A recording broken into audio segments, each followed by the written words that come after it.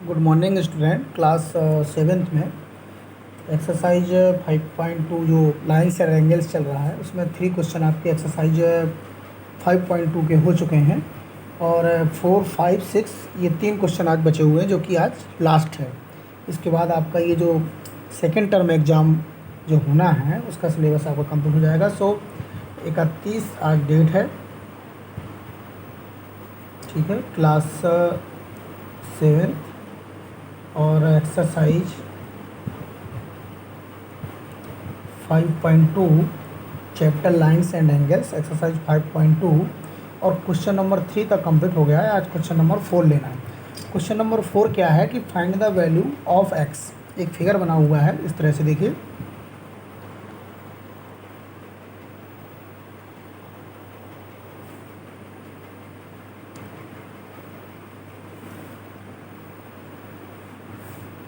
ये transversal line है, ये एल है, ये एम लाइन है।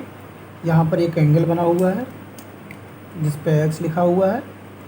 ये एफ का एंगल बना हुआ है जो कि 110 डिग्री का है, ठीक है। ये आपकी ट्रांसवर्सल लाइन है। So find the value of x. X की वैल्यू आपको फाइंड करनी है, ठीक है। और एल पैरेलल टू एम आपको गिवन दिया गया है। ये क्वेश्चन है, बहुत सिंपल क्वेश्चन है और ये फर्स्ट है, फोर्थ का फर्स्ट पार्ट। इसमें 2 क्वेश्चन दिए गए हैं। सो क्या दिया गया है आपको कि एल पैरेलल टू एम ये आपको दिया गया है और फाइंड क्या है आपको एक्स की वैल्यू इसमें फाइंड करनी है। पी क्या है, ट्रांसवर्सल लाइन है, ठीक है। तो अब ये समझिए कि कैसे निकालेंगे। अगर हम या तो ये वाला एंगल निकालना या ये वाला एंगल अगर हमें पता चल जाए तो ये देखिए करस्पॉन्डिंग हो जाएंगे, एक लाइन के बाहर और एक लाइन के अंदर। ट्रांसवर्सल लाइन के एक ही साइड के एक लाइन के बाहर और एक लाइन के अंदर जो एंगल होते हैं वो करस्पॉन्डिंग एंगल होते हैं। और यदि दोनों लाइनें पैरेलल हैं और जो ट्रांसवर्सल लाइन है उसके एक ही तरफ के जो एंगल करस्पॉन्डिंग हैं तो वो कैसे होते हैं, इक्वल होते हैं। ये आपको प्रॉपर्टीज ऑफ ट्रांसवर्सल लाइन में मैंने आपको बताया है। तो हमें अगर ये वाला एंगल पता चल जाए तो हम एक्स की वैल्यू बड़े आराम से फाइंड कर सकते हैं। सो इसको सॉल्व करते हैं कि एल पैरेलल टू एम ये आपको दिया गया है and T H transversal, okay. तो ये देखिए इसमें ये एंगल कितने का होगा, इसका हमें नाम नहीं मालूम क्या है। हम इसको मान लीजिए के मान लेते हैं, आप कुछ भी मान लीजिए इसको। और देखिए ये देखिए लीनियर पेयर बन गया आपका, ओके। एक ही लाइन पर बने हुए एंगल का पेयर। सो अगर हम देखें तो 110 डिग्री प्लस के इक्वल टू 180 डिग्री। क्यों, लीनियर पेयर। अब ये ना कहना कि सर आपने के माना, आपको अननोन वैल्यू निकालनी है। इस वाले एंगल को निकालना है। यहाँ पर जो होगा वही एक्स की वैल्यू हो जाएगी। सो ये आप कुछ भी मान सकते हैं, A B C D Z कुछ भी मान लीजिए। सो ये लीनियर पेयर बन रहे हैं 110 और प्लस के। यहाँ से आप के की वैल्यू फाइंड कर लीजिए। और भी कई तरीके से निकाल सकते हैं लेकिन ये सिंपल तरीका है। तो ये देखिए आपकी के की वैल्यू कितनी आ गई, 70 डिग्री। अब के और एक्स इक्वल होंगे, क्यों, करस्पॉन्डिंग एंगल है। सो आप लिख सकते हैं के इक्वल टू एक्स, क्यों, ओके। के इक्वल टू एक्स हो जाएगा क्योंकि ये करस्पॉन्डिंग एंगल है। सो यहाँ लिख देंगे एक्स इक्वल टू भी कितना हो जाएगा आपका, 70 डिग्री हो जाएगा, ठीक है।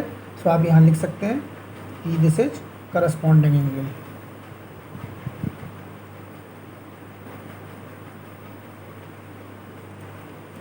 ये आपका क्वेश्चन का 4 का फर्स्ट पार्ट कंप्लीट हो गया। अब इसका देखते हैं सेकंड पार्ट। सेकंड पार्ट भी बना हुआ है।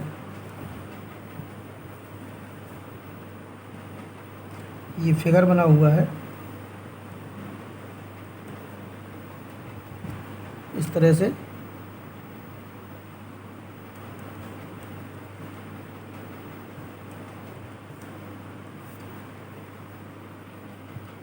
ये वाला एंगल 100 का है, ये एल है, ये एम है, ये लाइन ए है और ये बी है, ये एक्स है और ये आपका 80 डिग्री है। इस एंगल में भी आपको सेम चीज़ें हैं, एल पैरेलल टू एम ये दिया गया है और आपको फाइंड क्या करना है, एक्स की वैल्यू फाइंड करना है।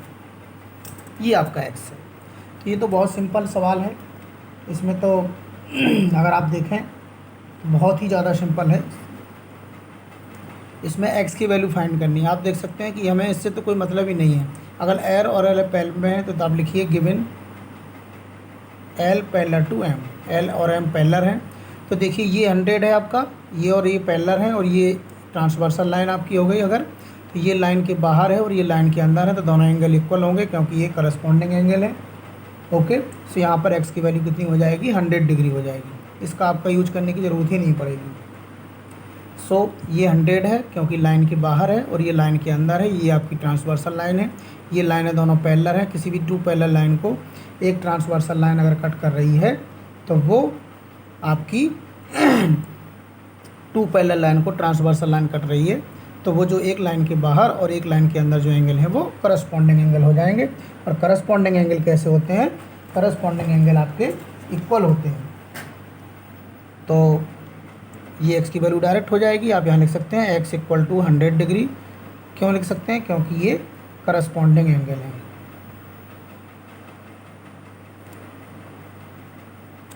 ठीक है, CORRES, यहाँ शायद गलत लिख दिया था, CORRES, करस्पॉन्डिंग एंगल।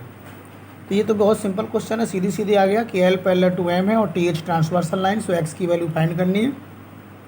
ठीक है, सो एक्स की वैल्यू क्या हो जाएगी, 100 डिग्री। क्यों, क्योंकि ये करस्पॉन्डिंग एंगल है। सो करस्पॉन्डिंग एंगल इक्वल होते हैं। अगर ये 100 है तो ये भी 100 हो जाएगा। तो वेरी सिंपल, ये तो क्वेश्चन बहुत सिंपल था। इसके बाद क्वेश्चन नंबर आते हैं 5 पर।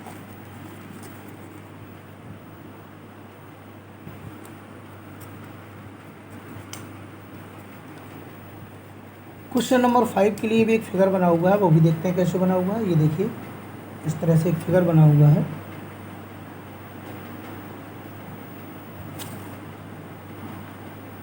ये यहाँ A लिखा हुआ है, यहाँ B लिखा हुआ है, ये 70 डिग्री लिखा हुआ है, फिर यहाँ पर C लिखा हुआ है।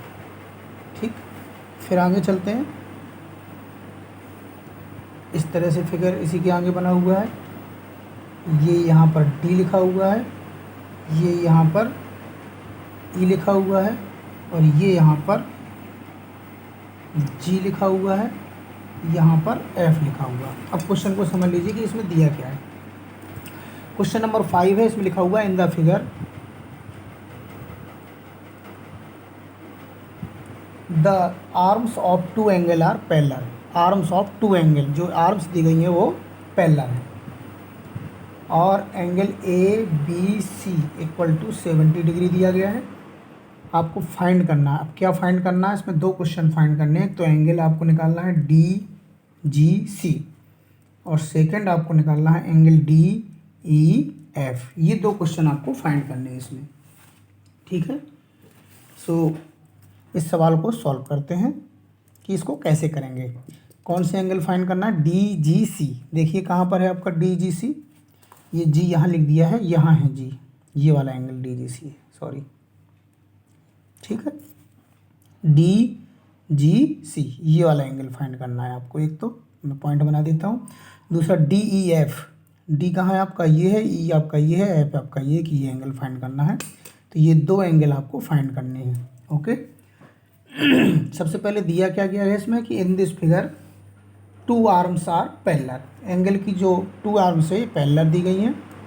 ठीक है, अगर हम ये मान के चलें कि AB ये आपको गिवन में है, गिवन मतलब क्वेश्चन में दिया गया है, क्वेश्चन बुक आप रख सकते हैं। In this figure the arm of two angle, ये क्वेश्चन में दिया गया है, क्वेश्चन भी आपके सामने दिखाई देता हूँ। In the given figure the arms of two angle are parallel. जो एंगल, जो आर्म्स मीन्स भुजाएं दी गई हैं एंगल की, ये पैरेलल है, यानी ये और ये पैरेलल है, और ये पैरेलल है। ठीक है, ये वाली लाइन और ये वाली लाइन पैरेलल है क्योंकि ये आर्म्स हैं एंगल की, ये एंगल की आर्म्स है और ये भी एंगल की आर्म्स है, तो ये भी पैरेलल है।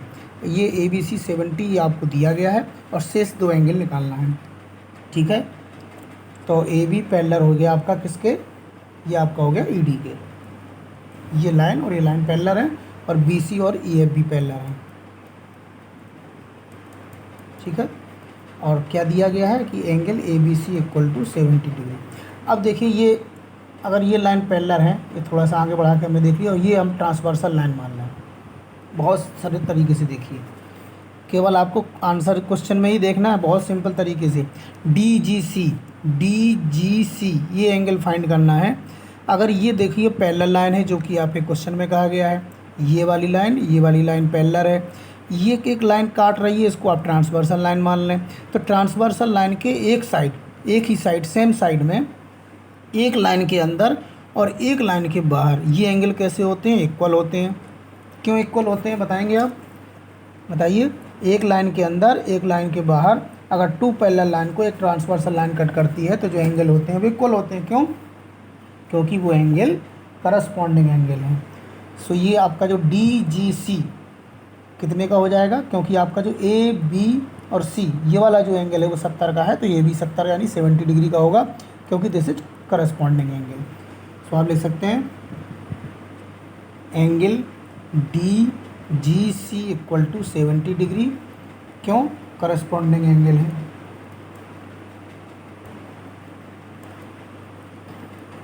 Corresponding angle are equal. Okay, बहुत सिंपल है। इसमें ये एंगल इक्वल हो गए। अब हमको ये वाला एंगल निकालना है।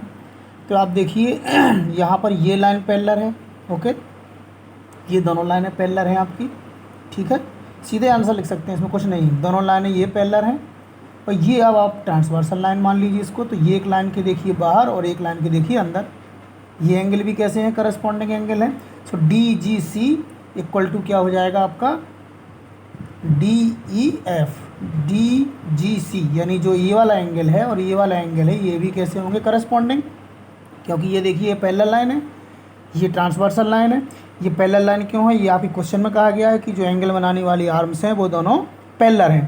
तो ये और ये आर्म्स पैरेलल हैं, ये और ये आर्म्स पैरेलल हैं। अगर ये आर्म्स पैरेलल थी तो इसको ट्रांसवर्सल लाइन मान लिया, तो ये और ये एंगल इक्वल हो गए, क्योंकि ये करस्पॉन्डिंग एंगल है। अब ये देखिए ये 70 डिग्री का आ गया है। अब हम इन दोनों एंगलों को चेक करें तो ये देखिए आर्म्स आपकी पैरेलल है, इसको ट्रांसवर्सल लाइन मान लें। तो एक लाइन के बाहर और एक लाइन के अंदर ये एंगल दोनों कैसे हैं? ये भी एंगल इक्वल होंगे, क्योंकि करस्पॉन्डिंग है। सो डी जी सी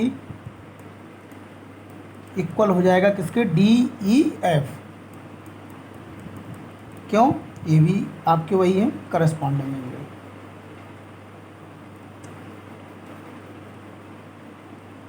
ठीक है, तो आपका जो एंगल डी ई एफ है वो भी कितने का हो गया? वो भी 70 डिग्री का हो गया। ओके, सो आपका जो एंगल डी जी सी है वो भी 70 का है और जो डी ई एफ है वो भी 70 का है। बहुत सिंपल क्वेश्चन है। केवल ज्योमेट्री के जो फिगर हैं उसमें केवल समझने से मतलब होता है। अगर वो आपको समझ में आ गया तो बहुत सिंपल होते हैं, उसके लिए प्रॉपर्टीज आपको समझनी होती हैं। फिर से इस पार्ट को समझा देता हूँ कि इसमें केवल ये वाला एंगल दिया था ए बी सी, और आपको दो एंगल फाइंड करने थे। एक तो आपको निकालना था डी जी सी और दूसरा निकालना था डी ई एफ। तो देखिए ये और ये लाइन पैरेलल थी, क्योंकि क्वेश्चन में कहा गया था कि जो एंगल बनाने वाली टू आर्म्स है वो पैरेलल हैं। सो ये और ये लाइन पैरेलल है, तो इसको हमें ट्रांसवर्सल लाइन मान लिया। सो ये दोनों एंगल यानी ए बी सी और डी जी सी इक्वल हो जाएंगे। क्यों? क्योंकि वो करस्पॉन्डिंग एंगल है। इसी प्रकार आपका डी जी सी और डी ई एफ यानी ये जो साइन के चिन्ह लगे हुए हैं ये दोनों एंगल इक्वल हो जाएंगे, क्योंकि ये करस्पॉन्डिंग एंगल है। सो अगर ये वाला एंगल 70 का है तो ये वाला एंगल यानी इसका नाम आप दे सकते हैं डी ई एफ, ये भी 70 डिग्री का होगा। लास्ट क्वेश्चन है, क्वेश्चन नंबर 6 है। इसमें कुछ फिगर बने हुए हैं और आपको बताना है कि in the given figure below decide whether L is parallel to M. केवल आपको बताना है यस या नो, एल और एम जो दी गई हैं वो पैरेलल हैं या आपकी एल और एम पैरेलल नहीं है। केवल आपको यही आंसर देना है।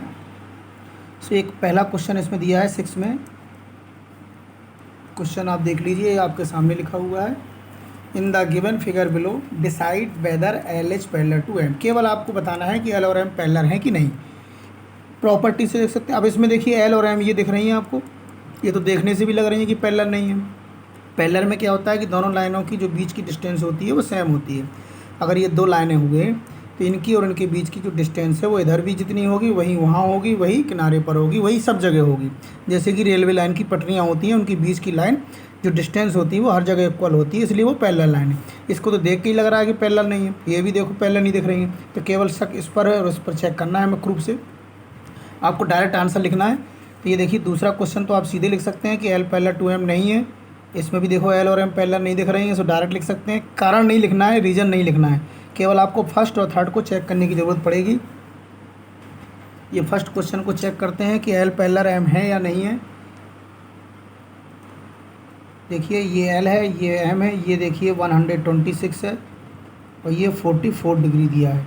ओके, और आपसे पूछा है कि बताइए कि एल पैरेलल एम है कि नहीं है। तो हम चेक कर लेते हैं, क्योंकि देखिए ट्रांसवर्सल लाइन के अगर इंटीरियर एंगल हैं तो सेम साइड के जो इंटीरियर एंगल हैं वो 180 के होते हैं। तो हमने चेक किया 126 प्लस 44 डिग्री, इसको ज़रा प्लस करिए। अगर ये 180 आ गया तो मान लेना कि एल पैरेलल एम है, और नहीं आता है तो नहीं है।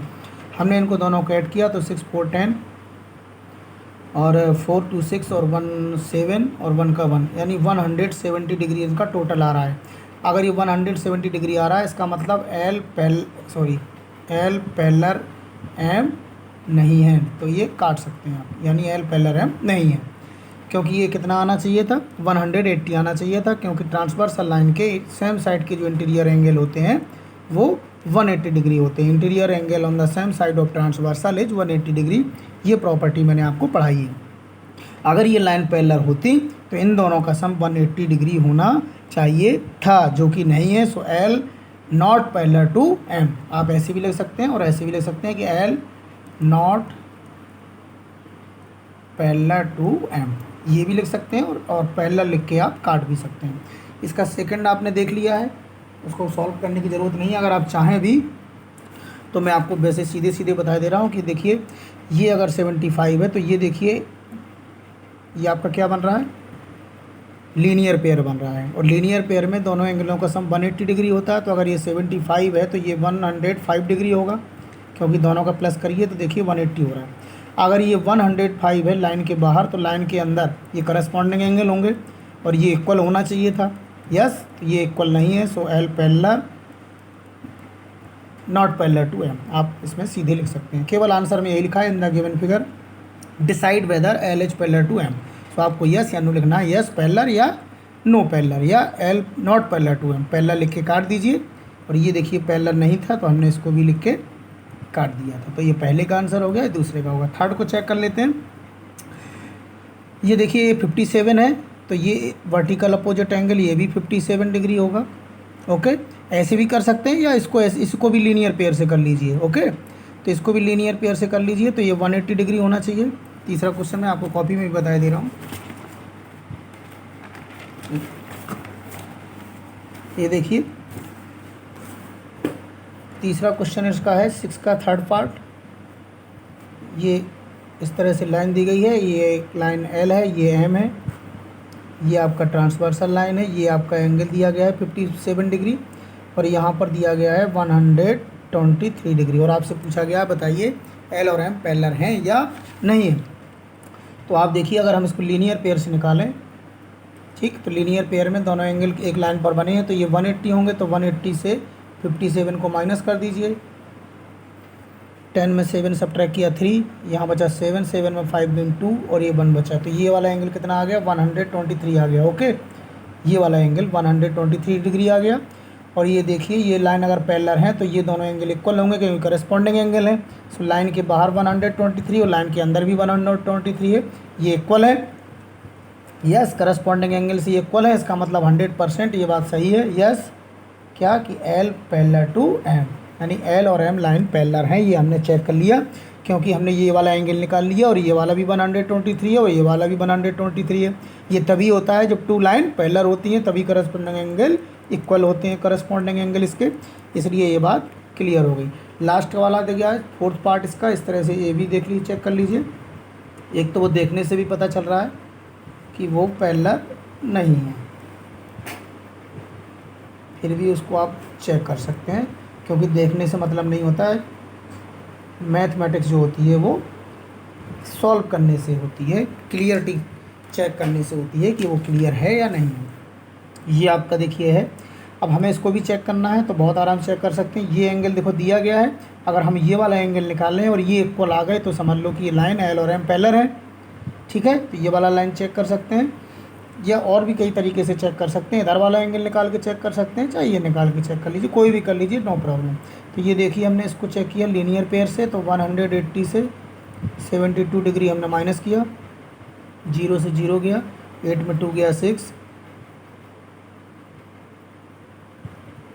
नहीं, गलत घटा दिया क्या? हाँ, 180 डिग्री से 72 डिग्री माइनस किया, तो 10 में 2 गई 8, और यहाँ क्या बचा आपका 7, 7 में 7 गया 0, और 1 का 1, यानी 100 ये आया 8 डिग्री। अब देखिए ये लाइन, ये एंगल और ये एंगल अनइक्वल है, ये 98 डिग्री आ रहा है, ये 108 डिग्री आ रहा है, क्योंकि जबकि करस्पॉन्डिंग एंगल है। ये इक्वल होते अगर लाइन कैसी होती, पैरेलल होती, तो आप लिख सकते हैं L not parallel to M. यानी 6 के जो 4 पार्ट्स दिए गए हैं उसमें केवल जो आपका थर्ड पार्ट आया है, केवल वही आंसर है जिसमें एल और एम लाइनें पैरेलल आपकी क्लियर हो रही हैं। आप प्रॉपर्टी से ही चेक करेंगे, कुछ देख के भी दिख जाती हैं कि वो पैरेलल हैं कि नहीं, लेकिन हमें देख के ही अनुमान लगा सकते हैं। लेकिन अगर उसकी क्लियरिटी चेक करनी है तो हम प्रॉपर्टीज़ का यूज करेंगे कि वो लाइन पैरेलल है या नहीं। सो मैंने आपको चारों क्वेश्चन ये चेक करके बता दिए, और आपका ये लाइन्स और एंगल्स का जो चैप्टर है ये कंप्लीट हो गया है, जो कि आपके सेकंड टर्म का है। अब नेक्स्ट टर्म पे देखते हैं, एग्जाम रिवीजन कराएंगे आपको या कुछ और बताएंगे। ओके।